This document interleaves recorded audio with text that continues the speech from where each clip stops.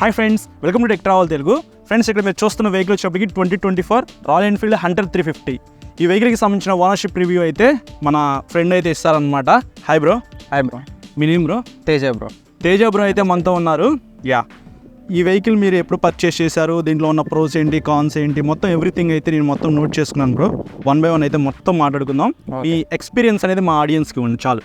Okay, sure bro. So first ఈ vehicle ఎంత పెట్టుకున్నారు మీరు? 2.25 with accessories. 2,25,000. 2,25,000 with accessories. Accessories అంటే ఏమేమి వచ్చినాయి bro? Back rest, okay, and sump guard, okay, and engine guard. Okay. ఈ 3 యాక్సరీస్లో మీరు పర్చేస్ చేశారు. Yes, that's all. ఇవి లేకుండా కొనాలంటే ఎంత చెప్పారు మీకు అప్పుడు ప్రైస్?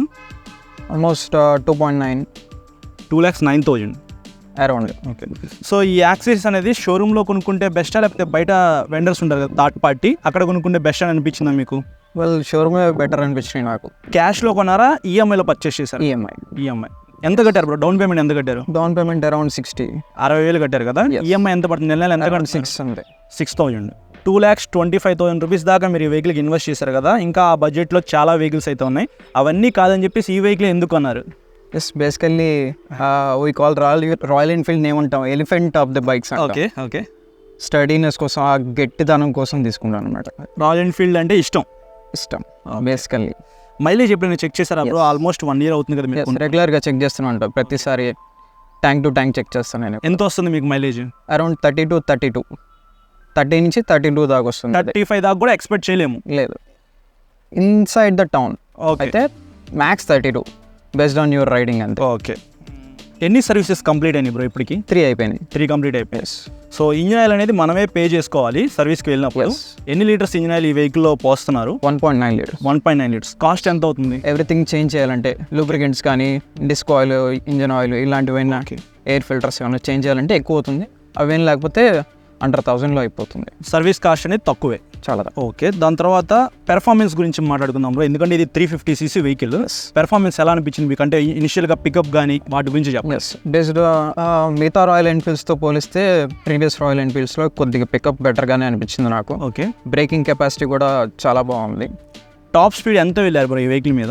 120 మ్యాక్స్. మీరైతే ఇన్నాళ్ళల్లో 120 అయితే టాప్ స్పీడ్. 120 లిమిటర్ కూడా 120కే సెట్ చేసి. ఓకే. 120 మీద వెళ్ళట్లా. కొన్ని ఆన్లైన్ రివ్యూస్ చూసాను 120 పైన 140 అట్లా ఎన్ని ఉన్నాయి, బట్ 120 లాక్. మీరు రైడ్ చేసింది మాత్రం 120 అక్కడ లాక్. అది 100 క్రాస్ అయిన వెంటనే ఏమైనా వైబ్రేషన్స్ లాంటివి ఏమైనా నోటీస్ చేశారా? Not serious vibrations. Gear box and clutch గురించి చెప్పండి బ్రో. ఎందుకంటే సిటీలో మీరు ఈ వెహికల్ రైడ్ చేస్తూ ఉంటారు, గేర్లు వేస్తుంటారు, తీస్తుంటారు. క్లచ్ విషయానికి వస్తే ట్రాఫిక్లో కొద్దిగా హార్డ్గానే ఉంటుంది. హ్యాండ్ పెయిన్ వస్తుంది, ఖచ్చితంగా పెయిన్ వస్తుంది. మోస్ట్లీ రాయల్ ఎన్ఫీల్డ్స్ అన్నిటికీ ఇష్యూ ఉన్నది అది. ఓకే. బట్ అలవాటు అయిపోతే బాగానే ఉంటుంది. గేర్ బాక్స్ సంగతి వస్తే వాడే దాన్ని బట్టి హార్డ్నెస్, సాఫ్ట్నెస్ ఉంటుంది. ఆర్పిఎంని బట్టి స్మూత్గా, ఎక్కువ ఆర్పిఎంలో ఉంటే కొద్దిగా స్మూత్గా గేర్ చేంజ్ అవుతుంది. ఓకే. లోవర్ ఆర్పిఎంస్లో చేంజ్ అవ్వదు. ఓకే. కొద్దిగా హార్డ్గా అనిపిస్తుంది. సో ఓవరాల్గా మీడియంగా ఉంది అనుకోవచ్చు మనం. ఎస్. సో మీకైతే ఇప్పుడు లేటెస్ట్ 100 350లో క్లచ్ అయితే కొంతవరకు స్మూత్ అయితే ఉంది, బట్ వాడే కొద్దీ మీకు హార్డ్ అవుతుంది అనమాట. తర్వాత బ్రేక్స్ గురించి మాట్లాడుకుందాము. ఫ్రంట్స్ అయినా బ్యాక్స్ అయినా మీకు డిస్క్ బ్రేక్లు అయితే ఉన్నాయి. బ్రేక్స్ ప్రెస్ చేసినప్పుడల్లా మీకు పెర్ఫార్మెన్స్ ఎలా అనిపించింది? ఆగిందా లేదా? ఆగుతుంది, తొందరగా ఆగుతుంది. ఓకే. అండ్ ఏబిఎస్ తొందరగా రియాక్ట్ అవుతుంది. ఓకే. బేసికలీ వేరే బళ్ళకి ఏబిఎస్తో కంపేర్ చేస్తే దీనికి ఎక్కువ వెనక్కి తన్నేస్తూ ఉంటుంది, ఫీడ్బ్యాక్ ఎక్కువ వస్తుంది. ఓకే. బ్రేక్స్ అయితే బాగానే పెర్ఫార్మ్ అవుతున్నాయి, బట్ వెనకాలది కొద్దిగా లేట్గా పడుతుంది కంపేర్ టు ఫ్రంట్. ఆబ్వియస్లీ బైక్స్కి ఉండేది. సస్పెన్షన్ ఎలా అనిపించింది బ్రో? మీకు టెలిస్కోపిక్ సస్పెన్షన్ ఇచ్చారు. కొన్ని వెహికల్స్లో బ్యాక్స్ అయినా మీకు మోనో షాక్ ఇస్తున్నారు కదా, దీంట్లో 2 ఉన్నాయి. సో మీకు ఎలా అనిపించింది? బ్యాక్ సైడ్ది లిటిల్ హార్డ్ ఉంటుంది. ఓకే. ఈ వెహికల్కి ఉన్న మైనస్ అని కూడా చెప్పుకోవచ్చు. ఫ్రంట్ అయితే చాలా సాఫ్ట్గా ఉంటుంది, రైడర్కి బాగానే ఉంటుంది, పిలియన్కే కొద్దిగా హార్డ్గా అనిపిస్తుంది. Tyres grip bro? Tyre grip ఎందుకంటే మీరు వానాకాలంలో కూడా నడిపే ఉంటారు, వింటర్ సీజన్లో, ఇప్పుడు ఎండాకాలం అయితే ఉంది. సో ఈ 3 సీజన్స్లో మీరు రైడ్ చేసినప్పుడు ఆ టైర్స్ గ్రిప్, ఎందుకంటే పిలియన్తో నైట్ టైం ట్రావెల్ చేసినప్పుడు కూడా, ఎప్పుడైనా 100 క్రాస్ అయినప్పుడు కూడా టైర్స్ గ్రిప్ ఎలా కార్నరింగ్ చేసినప్పుడు మీకు ఎలా అనిపించింది? దాని గురించి బ్రో. డెఫినెట్లీ వెట్ గ్రిప్ అయితే చాలా తక్కువ. ఓకే. చాలా అంటే చాలా తక్కువ వెట్ గ్రిప్. కానీ డ్రై గ్రిప్ మాత్రం ఓకే. మరి హార్డ్ బ్రేకింగ్ చేసినప్పుడు జారిపోతుంది టూ ఆఫెన్గా. ఓకే. లైట్ బ్రేకింగ్ అప్పుడు ఓకే. అంటే సో ఎప్పుడైనా ఒకవేళ 100 అట్లా క్రాస్ అయినప్పుడు ఇట్లా లైన్ చేయాలంటే మాత్రం జాగ్రత్తగానే ఉండాలి. సో అది మీరు మైండ్లో పెట్టుకోండి, జాగ్రత్తగా ఈ వెహికల్ రైడ్ చేయండి. రోడ్స్ అప్స్ అండ్ డౌన్స్ వస్తాయి. అవునవును. ఆ టైంలో కొద్దిగా జారే ఓకే లైట్స్ విజిబిలిటీ బ్రో, ఎందుకంటే ఇది మీకు హాలోజన్ ఎస్ ఇప్పుడు ఎల్ఈడికి అప్డేట్ చేశారు. విజిబిలిటీ ఎలా ఉంది? స్టాక్ బాగుంది, ఓకే యూస్ చేసుకోవచ్చు. నైట్ టైం కనిపిస్తుందా? హైవే చాలా బాగా కనపడుతుంది. Okay bro. తర్వాత సీట్ కంఫర్ట్ గురించి మాట్లాడుకుందాము. ఆబ్వియస్లీ రైడర్కి కంఫర్ట్ బాగానే ఉండిద్ది, బట్ వాట్ అబౌట్ పిలియన్ కొద్దిగా డస్కీగా ఉన్న వాళ్ళకి నాట్ గుడ్. ఓకే కొద్దిగా హ్యాపీ సోలోగా బాగానే ఉంటుంది, కొద్దిగా డస్కీగా ఉన్న వాళ్ళకి కొద్దిగా ఇబ్బందిగా ఉండొచ్చు. ఓకే బాగా హెవీగా ఉన్న పర్సనాలిటీస్ ఇద్దరు పట్టారు దీంట్లో, పట్టరు. ఓకే సో ఎప్పుడైనా మీరు బ్యాక్ సైడ్ కూర్చున్నారా? ఎస్. ఇది ఎంతవరకు మీకు సపోర్ట్ అనిపించింది? గుడ్డా? చాలా బాగుంటుంది, రికమెండ్ చేస్తారా? బేసికల్లీ ఈ సీట్ ఎట్లా ఉంటుందంటే ఎడ్జ్ కట్ అయిపోతుంది. అవునవును. ఇది లేకపోతే ఈ ఇంజన్ ఇచ్చే ఫీడ్బ్యాక్ కి వెనక్కి పడిపోతాం, కొద్దిగా క్లచ్ ఒక్కసారి వదిలేసి వెనక్కి పడిపోతాం. అది ప్రివెంట్ చేస్తుంది, బాగా ప్రివెంట్ చేస్తుంది. లేదా ఆరాంగా కూర్చుందాం అనుకున్నా ఇట్ హెల్ప్స్. ఓకే ఈ వెహికల్ ఎవరైతే ఫ్యామిలీ కోసం కొనుక్కుందాం అనుకుంటున్నారో వాళ్ళకి మీరు రికమెండ్ చేస్తారా? ఎందుకంటే నా సబ్స్క్రైబర్స్ ఎలా కామెంట్ చేస్తారంటే బ్రో నేను ఇది కొనుక్కుంటాను, రేపొద్దున నాకు మ్యారేజ్ అయితే మా వైఫ్ని ఇక్కడ కూర్చోబెట్టుకోవచ్చు, మా మమ్మీని మా డాడీని ఇక్కడ తీసుకొని వెళ్ళొచ్చా అని చెప్పేసి కామెంట్స్ చేస్తుంటారు అనమాట. వాళ్ళ కోసం నువ్వు రికమెండ్ చేస్తావా? Well it depends upon situation. వాళ్ళ స్పౌస్ ఎవరైనా ఉన్నారో వాళ్ళు ప్యాంట్ షర్ట్ ఇలాంటివి ఏమన్నా అలవాటు ఉంటే okay they manageable. Okay but in case they use to wear sari అనుకో నాట్ రికమెండెడ్. కంఫర్ట్ పెద్దగా ఉండదు, పిలియన్ సీట్ చిన్నగా ఉంది కాబట్టి చిన్నగా ఉంటుంది, కూర్చోలేరు ఎక్కువ. ఎల్డర్లీ పీపుల్ కూడా ఎక్కువ కూర్చోలేరు, ఓకే బ్యాక్ పెయిన్ వచ్చేస్తుంది. మెయిన్ ఏంటంటే సోలోగా రైడ్ చేయడానికి, సోలోగా విత్ ఫ్రెండ్స్ బాగానే ఉంటుంది. ఓకే ఫ్యామిలీకి అంత 50-50 ఛాన్స్. సో ఇందులో మనకు ఆల్మోస్ట్ 4-5 కలర్స్ పైన ఉన్నట్టున్నాయి బ్రో, కొత్తగా లాంచ్ చేశారు. మీరు ఈ గ్రే కలరే ఎందుకు చూస్ చేసుకున్నారంటే మీరు ఏం చెప్తారు? లో మెయింటెనెన్స్ అని చెప్తాను. ఓకే పెద్దగా మెయింటెనెన్స్ ఉండదు. మిగతా కలర్స్ అంటే స్టాండ్ అవుట్ అవుతాయి, డస్ట్ పడితే ఊరికనే కనపడతాం. ఓకే సో ఇది ట్యాంక్ పెద్ద మెయింటెనెన్స్ ఉండదు, డస్ట్ పడితే ఎట్లా తుడుచుకొని వాడే చేసుకోవచ్చు.